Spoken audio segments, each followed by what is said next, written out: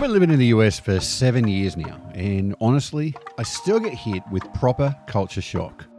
Like the time I was sniggering away like a school kid at my boss for saying that we should all root for the project to succeed, only to discover that in America, rooting means something completely different to what I knew from back home. You better take cover. So today I'm counting down the most embarrassing words that sound absolutely filthy one side of the Pacific, but are totally innocent on the other. Americans watching, prepare to understand why your Aussie mates keep embarrassing themselves, and Aussies living abroad, you'll be cringing at your own memories. Let's get stuck into it before you embarrass yourself any further. Number one, and the one that got me in the most trouble, root. Now here in the US, if you're rooting for someone, you're cheering them on, you're supporting them, like I'm rooting for the Dodgers or I root for the Dolphins. Totally normal at any pub and anywhere across the country. But back home in Australia, rooting means, well, let's just say it happens when two people like each other very, very much. It's a sexual term. Yeah, you know what I mean. So when my boss told me he was rooting for me to succeed, my mind started to wander as to just how much my success really meant to this guy. I laughed, not realizing he was just cheering me on. It doesn't just stop at sports. It's also a word that's used in plumbing circles, and my Aussie brain laughs whenever I hear this. Got a blocked pipe? Call Mr. Rooter. I've got to get that old drain cleared. It's just not working right, so I think I need to root the pipe. Okay, mate. You do you. This one still catches me out at American beaches and backyard barbies. Back in Australia, thongs are what you wear on your feet. Here, they're called flip-flops. Just grabbing my thongs before I head out to Culburra. Completely normal sentence that every Australian has said 1,000 times. But here in America, thongs are a type of underwear. A very specific, very minimal type of underwear. A few months ago, I told my American neighbour that I had left my thongs by his pool after a swim. The look on his face, he thought that I had stripped down and left my underwear on his deck. He was genuinely concerned. I had to physically show him my flip-flops before he really understood what was going on. Now, when I'm packing for the beach here, I have to remind myself, flip-flops, Mike, they're called flip-flops. Even after all this time of living in the States, my brain still defaults to thongs. So if you're an Aussie that's coming over here, just retrain your brain. Trust me. Up next, fanny. Oh, mate, this one still has me doing a double take. In Australia, your fanny is, well, let's get my mate Margot Robbie in on the action for this one. Fanny? Fanny? In America, I think you guys call fanny like your bum is your fanny. In Australia, your front bum is your fanny if you're a girl. So imagine my confusion when I first got here and I heard everyone talking about fanny packs. Even now when Americans talk about their fanny or their fanny pack, my Australian brain has to do a quick translation. It's honestly like living in two languages at the same time. This one's a classic that every Aussie expat, I'm sure, has a story about. Back home, a rubber is what you use to erase pencil marks, an eraser. Can I borrow your rubber? It's something that every Australian kid has probably asked in school 1,000 times. Totally innocent thing to say. But here in the States, your rubber is, well, it's what adults use for protection during intimacy. We need to get you a little protection. There it is. Brian Fantana's glorious cabinet of condoms. So picture this. I'm at Walmart with my American friend shopping for school supplies. We're walking down the office supply aisle when I casually mention, I need to grab some rubbers for the kids when they go back to school. She stops dead in her tracks. She gives me this look, like, you know the one. The kind that says, did they really just say that in Walmart?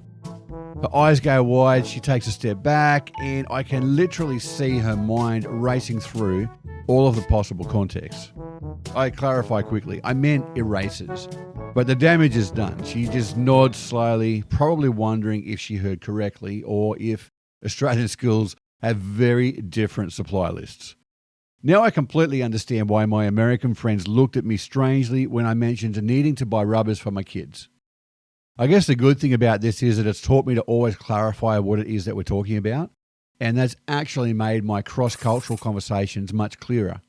Sometimes the most embarrassing moments really lead to the best communication habits. Now, picture this.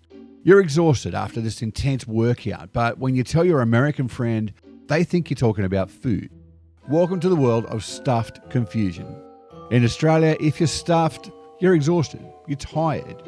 I'm absolutely stuffed after that shift. That means that you're worn out. We say it all the time back home. But here in America, if you say you're stuffed, it means you're full from eating too much food. I'm so stuffed after that Thanksgiving dinner. I take ballroom dance classes here, quick step, foxtrot, you know the drill, all of that stuff. My instructor is this lovely lady named Kenny, and after an especially intense session where I nearly tripped over my own feet doing tango, she comes up to me with this bright smile and asks, "How are you feeling after that lesson?" Now, my Australian brain is still catching my breath from all that spinning and stepping, so I casually say, "Yeah, mate, I'm absolutely stuffed," thinking I'm saying that I'm exhausted from all of that dancing. Kemi's face goes completely blank, like not confused, not asking for clarification, just this deadpan stare that says, "I have absolutely no idea what you're talking about." It takes me a good 30 seconds or so before the light bulb goes off. Quickly corrected myself, I meant exhausted. So now, when I'm tired here in America, I automatically say I'm exhausted or I'm beat.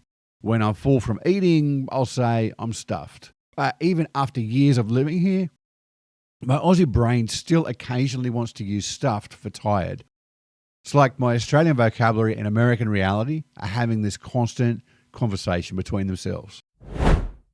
So picture this, you're at a bustling bar, say here in Nashville, and your Aussie mate leans over and says something like, "I'm really cracking onto that bartender." The American friend nods sympathetically and replies, "Oh yeah, she's been working hard all night. She's definitely cracking on." Meanwhile, you've got the bartender. She's over there wondering why the Aussie is staring at her like she just offered him a slice of fresh pav. And the American is genuinely confused about why somebody would compliment a bartender's work ethic. I guess it's the great translation crisis, and here's where it gets really messy.